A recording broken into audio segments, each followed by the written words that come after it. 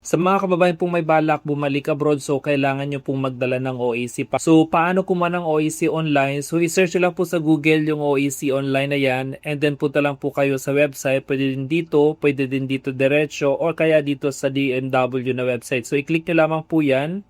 So dito guys, scroll up nyo lamang po, makikita nyo po itong balik manggagawa processing. Click nyo lamang po yan, and then let's go nyo lang po. So kung wala pa po kayong access or login, gawa po kayo ng account nyo po, meron po ditong register option. So yan po, mag-register po kayo. Kung meron na po kayong login, so idiretso nyo lamang po, mag-login lang po kayo. So bali po ito ang window ng ating account sa DMW. Dito po sa dashboard, i-click nyo lamang po yan, then scroll up nyo po, hanapin nyo po itong balik manggagawa. Dito po may initial assessment po, meron po dyan dapat available po yung passport nyo. Kung available, no issue po yan, pwede kayo mag-proceed. Yung pangalawa po is Pag-ibig ID, so is not necessary, then in-next nyo lamang po. Bali may mga question po dyan na kailangan nyo lang sagutan, napaka self-explanatory po yan, like po kung kailan kayo aalis sa Pilipinas, and then saan yung job site nyo, ano yung company nyo. So almost 5 questions lang ang dapat nyong sagutan. Then right after po, pwede nyo nang i-view yung OAC nyo, ayan po yung makikita nyo, view OAC,